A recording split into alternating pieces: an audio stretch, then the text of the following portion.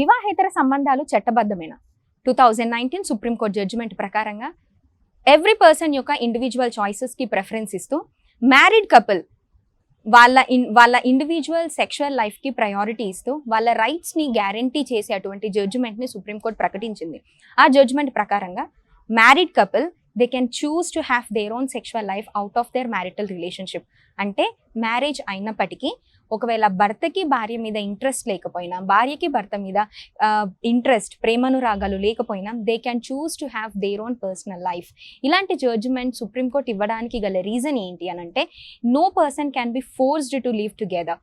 అంటే ఏ ఇద్దరు వ్యక్తులకి వాళ్ళ మధ్యలో మ్యారేజ్ అన్న రిలేషన్షిప్ ఉన్నప్పటికీ వాళ్ళ ఇష్టానికి వ్యతిరేకంగా ఏ పర్సన్ని కూడా వాళ్ళ ఫోర్స్డ్ లైఫ్ని లీడ్ చేసే అటువంటి ప్రావిజన్ మనకి లా ఎక్కడ చెప్పలేదు. అందుకని వాళ్ళకి మ్యారేజ్ అయినప్పటికీ ఒకవేళ వాళ్ళు భార్య భర్తలుగా వాళ్ళు ఉండాలి అనుకోకపోతే, ఒకవేళ భార్యకి భర్త అంటే ఇష్టం లేకపోయినా, భర్తకి భార్య అంటే ఇష్టం లేకపోయినా, వాళ్ళ ఇండివిజువల్ చాయిసెస్గా అంటే వాళ్ళ సెక్షువల్ ప్రెఫరెన్సెస్ వేరే ఇండివిజువల్ని చాయిస్గా పెట్టుకుంటే, అలాంటి పక్షంలో they can have their own individual preferential sexual relationships అని సుప్రీంకోర్టు తేల్చి చెప్పింది. దాని తర్వాత ఈ 2019 జడ్జిమెంట్ తర్వాత బైగమి అనేది ఇండియాలో ఇల్లీగల్ కాదు. కానీ ఇది బైగమి రిలేషన్షిప్ మాత్రమే ఇల్లీగల్ కాదు, but section 13 of Hindu marriage act ప్రకారంగా బైగమి గ్రౌండ్స్ మీద అదే భార్య భర్తలు ఇద్దరు డివోర్స్ తీసుకోవచ్చు. సో వన్ హ్యాండ్ బైగమి రిలేషన్షిప్స్ని లీగలైజ్ చేస్తూనే, ఆన్ ద అదర్ హ్యాండ్ ఇదే గ్రౌండ్ మీద భార్య భర్తలు విడాకులు తీసుకునేటువంటి ప్రావిజన్ని కూడా కల్పించింది.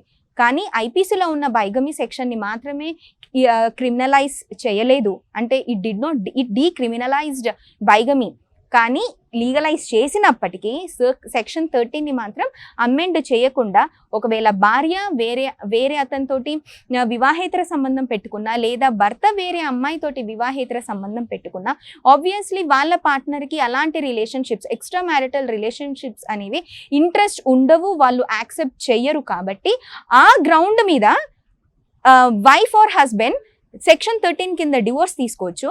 బట్ అలాంటి రిలేషన్షిప్స్లో ఉన్న వాళ్ళ ఇండివిజువల్ చాయిసెస్ని ప్రిఫరెన్షియల్ చేస్తూనే, అంటే ఈక్వాలిటీ, సుప్రీంకోర్టు ఆలోచించిన పాయింట్ ఏంటంటే ఈక్వాలిటీ గ్రౌండ్స్ మీద బోత్ జెండర్ ఈక్వాలిటీ తీసుకురావడానికి ఇది ఒక ప్రోగ్రెసివ్ స్టెప్గా సుప్రీంకోర్టు భావించి వాళ్ళ ఇద్దరి యొక్క పర్సనల్ చాయిసెస్కి, విమెన్ యొక్క పర్సనల్ చాయిసెస్కి, మెన్ అండ్ విమెన్ యొక్క ఇండివిజువల్ సెక్షువల్ చాయిసెస్కి ప్రెఫరెన్సెస్ ఇస్తూ ఈక్వాలిటీ ప్రావిజన్స్ అండ్ జెండర్ ఈక్వాలిటీని మెయిన్గా భారతదేశంలో తీసుకెళ్ళడానికి, అంటే ఎంకరేజ్ చేయడానికి ఇలాంటి జడ్జిమెంట్ని ఇచ్చింది. బట్ ఈ జడ్జిమెంట్ తోటి we have many social claims also.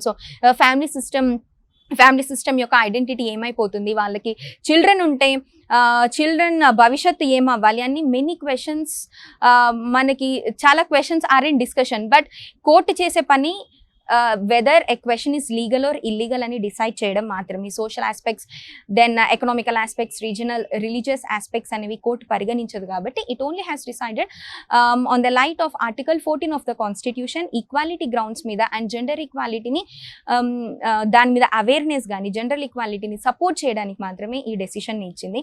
And what about children life, వాళ్ళ కెరీర్ ఏంటి అనేది భార్య భర్తలు డిసైడ్ అవ్వాలి. సో భారతదేశంలో సుప్రీంకోర్టు జడ్జిమెంట్ ప్రకారంగా బైగమి అంటే వివాహేతర సంబంధం ఇల్లీగల్ కాకపోయినా, అలాంటి రిలేషన్షిప్స్ ఆలోచించే ముందు మీ కుటుంబ భవిష్యత్తు ఏంటి, మీ పిల్లల భవిష్యత్తు ఏంటి అని ఆలోచించుకొని ఆ స్టెప్ తీసుకోవాలి అని ఐ రిక్వెస్ట్ ద పీపుల్.